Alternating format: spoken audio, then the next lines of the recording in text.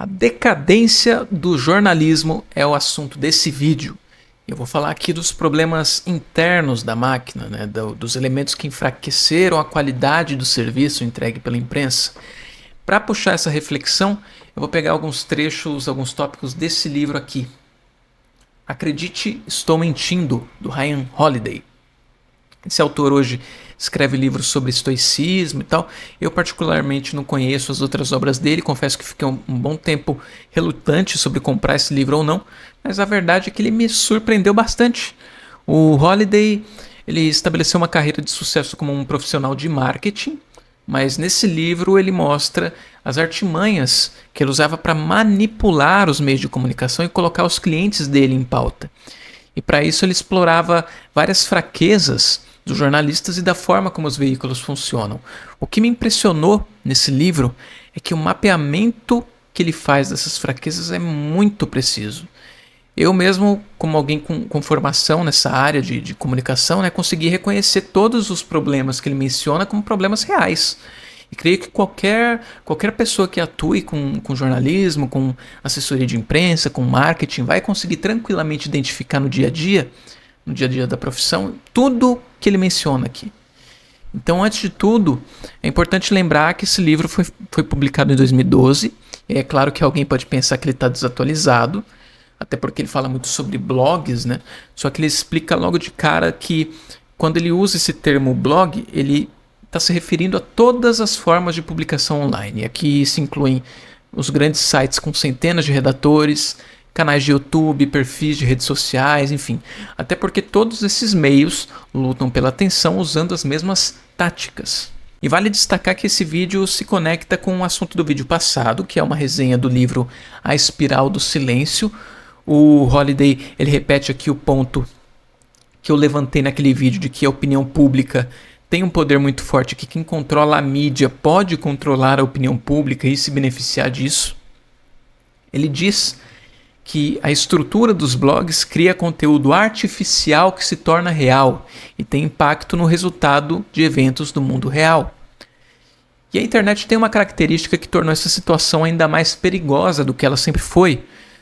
O funcionamento, a forma de monetizar o conteúdo online criou um conjunto de incentivos em que o tráfego é mais importante e mais rentável do que a verdade. Então o Holiday ele vai expondo aqui vários pontos fracos nessa linha de produção de notícias, digamos assim, que ele mesmo explorou e que muita gente explora. Eu vou falar deles aqui e uma coisa é certa, você vai lembrar de muito artista e muito político que usa e abusa dessas fraquezas aqui. O grande objetivo do marketing e da assessoria de imprensa é colocar os clientes em evidência, fazer com que eles se tornem pauta da imprensa. E o Holiday explica que uma das formas mais fáceis de fazer isso é abordar primeiro os veículos pequenos. Mas por que os pequenos? Porque os filtros de qualidade deles são muito baixos. Pensa, por exemplo, em perfis no Instagram, do Twitter, que eles são tocados por uma pessoa só, ou por uma equipe pequena que não tem tempo de apurar uma informação, ou às vezes nem tem capacidade técnica de fazer isso, porque não são comandados por jornalistas de verdade. Os perfis de fofoca, por exemplo, quantas vezes você já viu um boato começar no perfil de qualidade duvidosa e depois chegar nos sites tidos como profissionais? Isso acontece todo dia. E acontece todo dia porque o jornalismo hoje tem as redes sociais como uma das principais fontes para criar pautas. Pode ter certeza que tem muito estagiário de site pequeno por aí que a principal função dele todo dia é monitorar o que está sendo discutido no X para fazer um conteúdo rápido e tentar aproveitar aquela polêmica do momento. E o que acontece depois? Os sites maiores tentam pegar essa mesma onda, aproveitar o tráfego em cima daquele assunto que está bombando, e aí como ele tem pouco tempo para produzir, ele precisa publicar rápido para não perder o bonde, ele acaba que nem apura. Aí aquela informação que foi plantada num perfil falso do X ou num site pequeno vai crescendo até chegar num site grande. E quando um site grande publica, é como se ele validasse aquela informação, já que o público imagina que aquilo foi devidamente apurado. E mais, vários outros sites pequenos vão usar o site grande como referência. Então vira um ciclo, onde um site alimenta o outro e ninguém apura nada. Quem conhece e sabe se aproveitar desse mecanismo pode facilmente plantar uma informação falsa e vê-la se tornar uma verdade por conta da repetição. É como diz o ditado, né? O que é repetido muitas vezes se torna verdade. A estrutura econômica das notícias online é um outro ponto delicado. Para ganhar dinheiro, os perfis de redes sociais, os produtores de vídeos, eles precisam de tráfego, eles precisam de cliques, eles precisam de acessos. E o valor do clique é sempre o mesmo, tanto para conteúdo bom quanto para conteúdo ruim. Por outro lado, o custo de produção de um conteúdo bom é muito maior. Demanda mais tempo, mais gente trabalhando, equipamentos melhores. Então é claro que o caminho mais fácil para você ganhar dinheiro é o conteúdo mais fácil de fazer. E olha que esse livro aqui foi publicado bem antes da existência do TikTok com os vídeos curtos, né? Aliás, não é difícil a gente perceber o desespero dos sites hoje para ganhar uma graninha a mais, né? Frequentemente a gente vê os sites colocando anúncios para você ver antes da publicação. Você vê um vídeo de 30 segundos antes de um texto que tem 1 parágrafo, 2 parágrafos. Aqui a gente tem mais uma vulnerabilidade que pode ser aproveitada por quem quer manipular a mídia. Se um site de notícias precisa de conteúdo para publicar e gerar clique sem muito esforço, o que o profissional ou o profissional de marketing ou assessor de imprensa pode fazer é fornecer esse material pronto. A pressa para publicar é tão grande que tem uma enorme possibilidade desse conteúdo ser publicado sem nenhum tipo de checagem, especialmente se for um site pequeno. E se você não é da área, você ficaria surpreso em ver quantas matérias publicadas nos sites todos os dias são releases de assessoria. O jornalista pega aquele texto que a assessoria mandou de graça para ele, ele publica. Muitas vezes tem ali uma propaganda velada, né? Você tem a opinião de um especialista. Provavelmente esse especialista é o cliente que paga a assessoria para fazer esse trabalho e ter a divulgação na imprensa sem precisar comprar um espaço publicitário. Outra coisa que acontece muito é o site replicar o material que ele recebeu de uma agência de notícia. Então, em vez de ele produzir o próprio conteúdo, ele pega o texto pronto e põe no ar, confiando que já houve uma apuração adequada. E aí você vai ver vários sites de notícias menores publicando o mesmo texto que já foi para o ar na Folha de São Paulo, por exemplo. Não que isso seja sempre errado, mas é importante você saber que funciona assim, porque essa é uma abertura para manipulação. O jornalista, na maioria das vezes, não tem tempo para acompanhar o desdobramento da notícia antes de publicar. Ele tem que publicar o mais rápido possível, porque cada segundo pode custar vários cliques.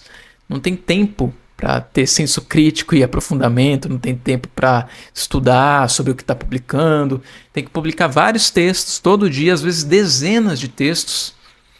Isso sem falar dos perfis dos sites e dos jornalistas que simplesmente inventam rumores, né? O jornalismo esportivo e de celebridades tem muito disso. Tem jornalista aí que vive de plantar rumores sobre as contratações do time tal, ou publicar fofocas sobre um artista, sendo que o próprio artista mandou a informação para ele lá no e-mail. Esse jornalista está lá lutando por migalha, e a preocupação de ser correto passa longe. Até porque o erro não tem muita consequência para esse cara. No máximo ele vai pedir desculpas no dia seguinte, a maioria já vai ter esquecido tudo e o assunto já mudou. Então esse jornalista, ele fala o que quer e não tem o peso da responsabilidade. Se ele publicou uma informação errada, por mais que ele corrija depois, a consequência do erro não se apaga. Alguém já foi influenciado por aquele erro, não tem mais volta. Plantar discórdia dá dinheiro. Muitos blogueiros, jornalistas, perfis de redes sociais vivem de explorar a sua raiva. Afinal, essa é a emoção que mais dá engajamento, né? Quando a gente fica indignado, a gente tem aquela vontade de reclamar, de gritar, de esbravejar. E pode parar para observar. Quem gosta de futebol vai reconhecer isso aqui muito fácil. A quantidade de perfis lá no X e comentaristas também que ganham muitos cliques falando qualquer barbaridade, fazendo umas comparações sem cabimento. O sujeito ele só lança lá uma bobagem qualquer e colhe os frutos. Ele está manipulando o público dele por meio da raiva. E essa mesma lógica ela se aplica na escolha das pautas, no enquadramento delas, ou seja, no ponto de vista que o jornalista escolhe para abordar aquele assunto. na escolha dos títulos das reportagens, nos títulos dos artigos de opinião. E o público cai nesse truque, cai na provocação. E quando ele cai, acaba dando relevância, dando alcance para conversas que não tem sentido nenhum, são conversas vazias. Para se dar bem nesse meio, você tem que passar do limite. Ser justo ou razoável não dá clique. Esperar o desfecho de uma história antes de opinar não dá clique. Ser a voz da razão no meio do caos não dá clique. E tem um certo paradoxo aí, né? Às vezes, se um conteúdo está muito bem feito a ponto de você não ter nada para acrescentar, você só lê e passa direto. Agora, se o conteúdo tiver alguma lacuna, tiver alguma questão em aberto ou alguma informação meio duvidosa, aí um monte de gente vai lá querer comentar, nem que seja para xingar. Isso é engajamento. Mas como que um manipulador usa essa tendência para ganhar repercussão na mídia? Entregando uma polêmica vazia, pronta para ser publicada, sabendo que ninguém vai apurar se é verdade ou não, até porque não importa se é verdade ou não. O jornalista abraça essa polêmica com todo carinho.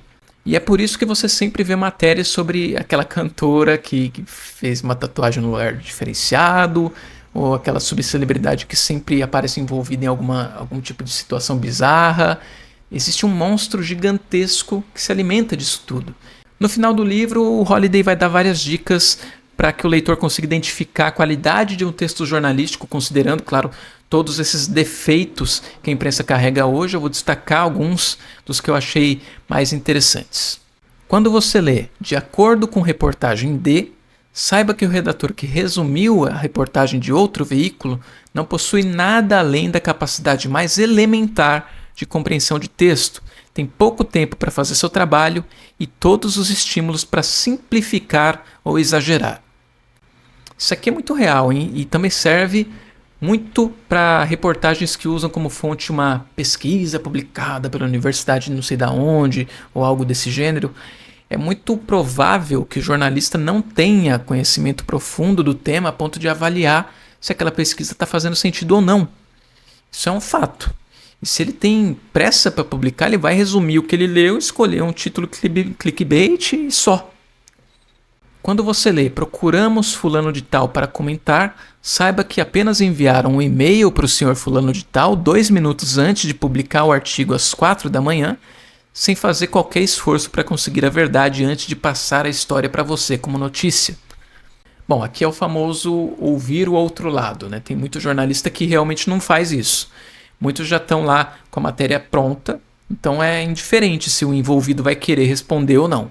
Quando você lê "isso significa que", ou "significando que", ou "vai resultar em", ou qualquer outro tipo de interpretação ou análise, saiba que o blogueiro que a fez não possui nenhum treinamento ou especialização no campo em que está opinando, e também não teve tempo ou motivação para aprender, e tampouco se importa de errar grosseiramente, porque não há consequências. O que tem de comentarista falando sobre o que não entende por aí é uma festa, né? O cara, ele se escora só na retórica, ele fala, despejando um monte de coisa que muitas vezes não faz nenhum sentido, mas ele não tá nem aí porque a maioria do público também não entende o assunto. Ele é pago para falar, então ele vai lá e fala. Muitas vezes ele tá lá só replicando o que ele ouviu em outro lugar, o raciocínio dele é uma coxa de retalhos cheia de contradições que ele mesmo não consegue perceber. Tem uns casos clássicos aí de comentarista de futebol que fala do jogo sem ter assistido, né? Quando o assunto é economia, então, nossa senhora, pouquíssimos se dão ao trabalho de estudar para valer, isso é um fato. Bom, o resultado de tudo isso que eu falei aqui é que o jornalismo vai perdendo a credibilidade frente ao público e valendo cada vez menos. Os profissionais desvalorizados saem para trabalhar em outras áreas, os que ficam acabam sobrecarregados com um trabalho que se resume a replicar notinha de assessoria, post de rede social. Esse ciclo, na verdade, é uma espiral em que a qualidade do conteúdo vai cada vez mais para baixo. A manutenção dos grandes veículos está cada vez mais difícil, né? Cada vez mais cara. Por outro lado, o jornalismo independente pode ter aí uma saída contando com a ajuda do próprio público. Inclusive, o público tem um papel relevante, que é parar de consumir o conteúdo que ele vê que é ruim. Se você encontrou profissionais que de fato fazem um bom trabalho, Valorize essas pessoas. É claro que ninguém está imune a erros, né? Mas o esforço de produção de algo bem feito tem que ser reconhecido. A teia de incentivos que guia o jornalismo hoje está toda errada, mas ainda tem muita gente profissional, bons profissionais atuando, gente que merece atenção no meio desse mar de lama. E se você gostou do vídeo, deixa o like aí. Um abraço e até a próxima.